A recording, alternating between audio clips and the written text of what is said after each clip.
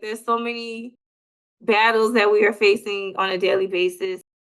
And then if we talk about race and Black death, and oftentimes Black death tends to be violent, it's nice to counteract that with something that just humanizes a Black body, basically. I think what makes this work meaningful for me is it is personal.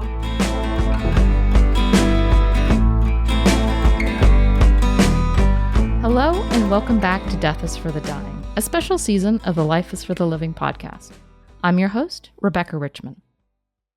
Our next guest on the podcast is Dr. Jennifer Blanks, also known as the Cemetery Sister on Instagram. Jennifer has focused her work on the identification, mapping, and preservation of old cemeteries, particularly Black cemeteries.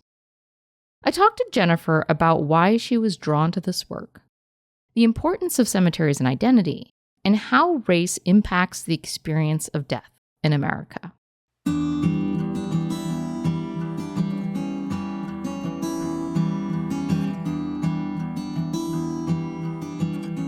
So I'm from New Orleans, Louisiana. Obviously, have a very rich history in how we celebrate death, how we have such an intimate relationship with it, having family heritage and lineage in mortuaries and working in burial grounds. So the men in my paternal side of the family, they're all licensed embalmers. The women in my family are educators. So I'm kind of in that intersection in space where I like to facilitate workshops and do participatory GIS practices. So I guess that's the education side. But then my own special interest too. I think from a very young age, I always had an interest in science. There's always like this one sick part of me that was interested in death, like very much watching Cold Case Files in like 2005. I remember this because this we were evacuated for Hurricane Katrina. So I don't know what this means, but I remember watching Cold Case Files at like 11 years old and just, I don't know, it was just a whole nother world of science to me, like the forensic science aspect. But I learned in high school, like, I don't have a good stomach for forensic science. So I just was like, I'll just go somewhere else. And I love environmental science. I always love being outside. So I don't know, I guess always having that kind of interest in death work and death studies, maybe. I know I want to work a job where I'm outside and I don't know, very much love that environmental aspect of it.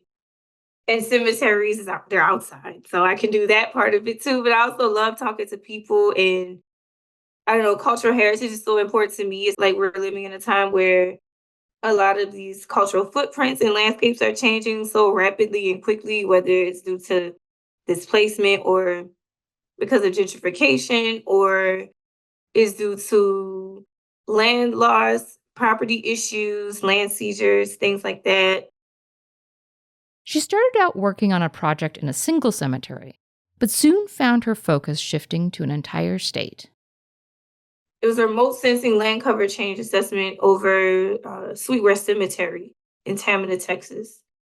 That cemetery had been inundated with water since Hurricane Harvey, so it's that August 2020, yeah, around that time. Anyway, that was like the first project that got me into it, and so it grew from there. I would go on to help create the Texas African American Cemetery Registry, which is pretty much a rough idea of assessing a cemetery.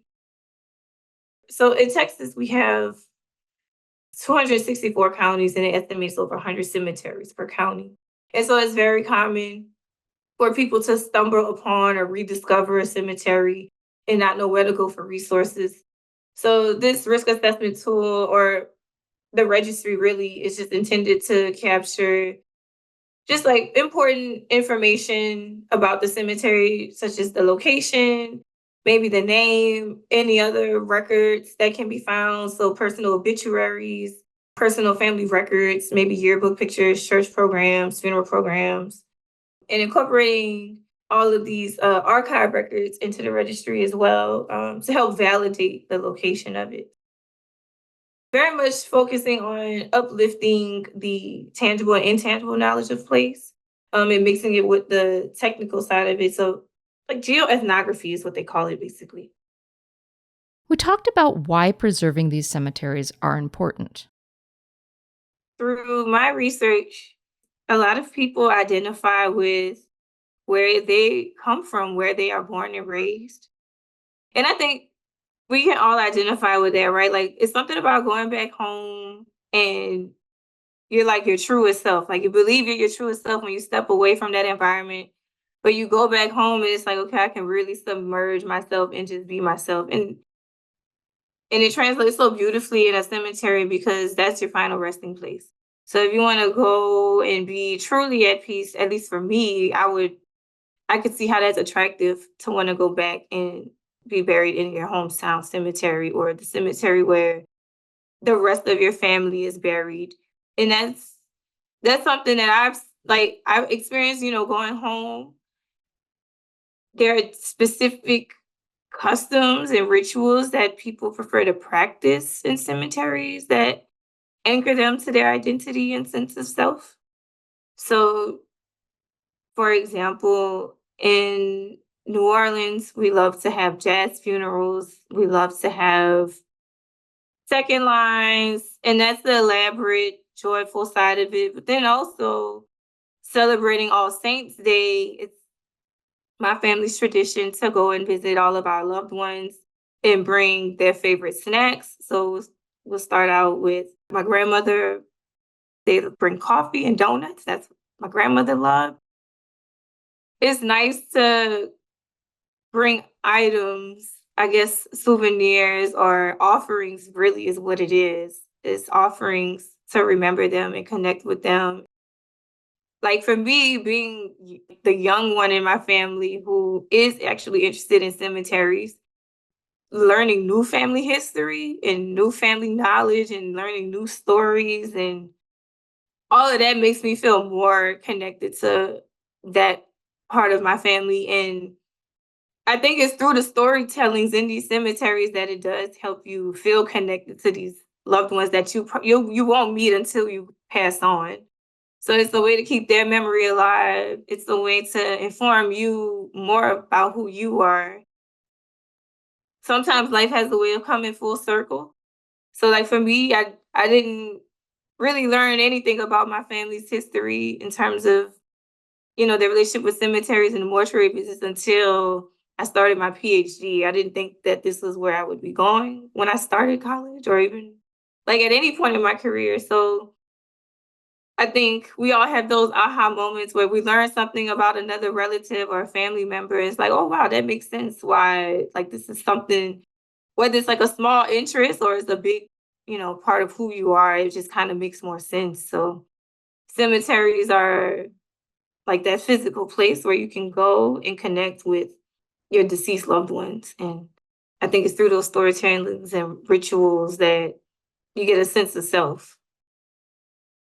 So working so closely and intimately with the communities that I work with and seeing the care that they have for the storytelling, how there's a designated kin keeper, there's a person designated for gathering the materials and supplies, there's a person responsible for reaching out to other, family and friends, distant relatives. It's just nice to sit back and watch this process of love and honoring for somebody that's passed on. We're just stewarding them into death. We're making it acceptable and comfortable for us to prepare ourselves when we pass on. At least that's the way I see it. It's not something to fear. It's a very natural process. And having these very as detailed or as small rituals, be it as they may, because there's some that are so elaborate and some that are just so simplistic. I think having something to do, something creative to do, something spiritual to do, something where you kind of have to slow down and process and accept what is happening. At least for me, it kind of helps process and I don't know, just like accept what is going on because death is sudden. That's the worst thing about death, I think. It's so sudden, it's so tragic and dramatic a lot of the times. And having these like rituals in place is just it's something positive. It's intended to be positive. It's intended to be loving. It's intended to just honor this person. Especially with Black people, we don't have a lot of time and space to honor ourselves when we're alive. From your perspective, how does race and death intersect in America? For Black people in America has very much been a controlled thing. It's been an intentional process. It's been systemic. It's been reinforced, especially through gutting out, legislation that is intended to create equality. Just a very basic example is the Civil Rights Act of 1964. It's completely gutted now. Voter rights is completely gutted now. So that's in that way is very much controlled, I think. And it is continues to be reinforced through cemeteries specifically. Working in cemeteries has definitely reinforced my belief that racism has no boundaries, evil has no boundaries. Value of life for Black people really doesn't mean anything to a lot of people. I mean, even through the very beginnings of a lot of our infamous medical institutions, I could tell a story. It's my favorite barroom story to tell. It's also very like sick, so warning. So, like I say, leading medical institutes like Johns Hopkins, Harvard University, they had a practice where their medical students or janitor workers, whomever, these medical schools would stalk out Black cemeteries and illegally steal the bodies, for medical malpractice, basically to advance medical research. So they say, so they would take these cadavers. So they would transport these bodies in barrels of whiskey, like via train, just for profit, again, to like for the sake of medical research and everything. So like it would sell the cadaver, but also sell the whiskey. And so that's really the origin stories of rot gut whiskey. Okay. Interesting. I know it's very disturbing, right? Yeah. I would also imagine the quality of the medical school students' work went down the longer they worked with the cadaver. Yeah, probably so. Yeah. So, and even today, so that's ancient, right? But even today, if we're going to talk specific to urban planning and land development issues, oftentimes these Black cemeteries are okay. A great example. I published a paper, and it's in Ascension in St. James Parish, Louisiana. Well, this area, this corridor is located in Kansas and Louisiana. It's known for this high density of chemical plants between New Orleans and Baton Rouge. The residents and communities in this area are known for having extremely high cancer rates, diagnoses, and chronic health issues. And so the residents or the organizers of Rise St. James, they found out that there was a closed town hall meeting, city hall meeting, where they were discussing rezoning one of the shell plants and the Formosa plants. And they were rezoning and putting the cemetery right in the expansion of the plant would be. So essentially the cemetery would be enclosed by the chemical plant. But it was also showing that this was a pattern in other areas. And so basically that was the motivation for the paper. And so what we did, me and the team, we spatialized cemeteries in both of the parishes, which had not been spatialized before, and we found the data using Find a Grave, Ancestry.com, and then there's another crowdsourced website. I think it's called LA Cemeteries. It's all of the cemeteries in the state of Louisiana. So we spatialized the cemeteries, and then also used cultural signifiers to delineate the demographics of the cemeteries. So if they're Black, white, mixed, Jewish, unknown. And we use Find a Grave. You can, take pictures and upload it. And sometimes the context is in the headstone, whether it's through a portrait or the name of the cemetery or cultural nicknames, sorority, fraternity signifiers, information like that help delineate the demographic. But then also their proximities to the chemical plants in the two parishes. And so what we found were that the Black cemeteries were located to multiple hazards in comparison to white cemeteries where it'd be maybe one or none. But the Black cemeteries were typically surrounded by at least two or more multi-hazards. In Louisiana, it's for profit, right? Like it's a oil state.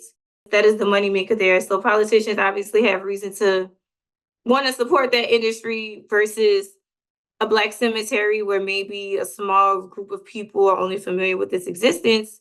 But what we're doing is erasing historical footprints, we're erasing true American history. American history is diverse. Black American history is not just that of bondage and misery. There are so many community leaders that are buried in cemeteries, in our cemeteries. So many musicians, people who are veterans.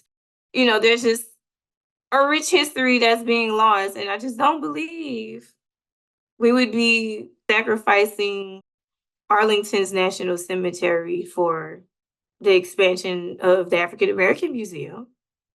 So there are some very obvious systemic ways that death and race intersect in America. Like there's so many battles that we are facing on a daily basis. And then if we talk about race and Black death, and oftentimes Black death tends to be violent, it's nice to counteract that with something that just humanizes a Black body, basically. I think what makes this work meaningful for me is it is personal. I know science is supposed to be unbiased, but unfortunately, if we don't have like a real passion for it, if we don't have diverse scientists bringing these different perspectives and creativities and ideas, we lose a lot of place history. And I don't know, being from New Orleans and just being so proud of that identity, like my identity just kind of speaks for itself. So being so passionate about identity and proud of where I'm from and my family's history. The risk of losing all of that just because planners want to be, having discriminatory practices, or we want to, not equally apply policy that's intended to protect these cemeteries. It's not like the law isn't there. It's just not equally applied. So that makes it meaningful to me, like the risk of like my family's history being lost and so many other families' legacies and histories being lost. There's the social justice aspect of it. Getting a PhD has definitely sharpened that skill of like kind of being a smart ass, but very refined way of doing it now. So it's like you need people in places like that to have meaningful change and make sure like it's equitable. And if it's not equitable, I'm okay with saying it's not. Again, the American history part of it, we would be ignorant to believe that there isn't like rich Black history in these cemeteries, and we can simply Google the names on the headstones and learn so much about a community. We can put the socio-demographics together of the community, and we talk about geography and reimagining place and conversations of memorialization as we're rediscovering cemeteries, as a lot of like urban communities have to reckon with some of these past injustices. So how do we give power to the communities who exist today? How do we give power to them to take control of this narrative? That's meaningful. Footprint, accessibility to cemeteries. There's no reason that a lot of these chemical plants in Louisiana are on the same property as chemical plants, and they need to make appointments to go and visit their loved one and have a funeral. But then also there's the hazard of their physical health to their body for being exposed to the chemical plants. So you have to go through the plant? Yes, you have to go through you know how the chemical plants are, they'll have their entrance gates and things. You have to go through that. So you have to do it during appropriate visitation hours. If there's going to be a funeral program or a service coming through, you have to notify them. The hearse is going to be coming through. So people could still be buried there if they wanted to. Yeah. They just have to arrange it to get done. Yes. That's really bizarre. Yes. there is a process in Louisiana to prevent this from happening. They're supposed to hire archivists and, assess the area for cultural resources, like environment planning 101. You have to do the assessment for cultural resources, but it's so largely overlooked. So I guess that's like another important aspect of it. Cultural resources are always the afterthought in natural resource extraction, land development, especially disaster recovery and mitigation. Black Body is so for profit in every way, and so it just outlines how Black funeral homes were systemically, how can I say it? Systemically excluded or otherwise from like advancing the Black funeral home or like the Black funeral home footprint in America. How larger funeral insurance companies would be less likely to have deals or broker business with Black funeral homes in comparison to white funeral homes, and how that would in turn drive business away from Black funeral homes because they're not having equal resources. Like there was this intentional process to erase Black funeral homes, but in turn, white funeral homes were still not treating Black bodies with care, not, prepping the body correctly, or quite literally you having to drop your loved one off in the basement of the white funeral home. And it's just, why tear down one business or erase the Black funeral home business just to desecrate the Black body that you don't really value anyway?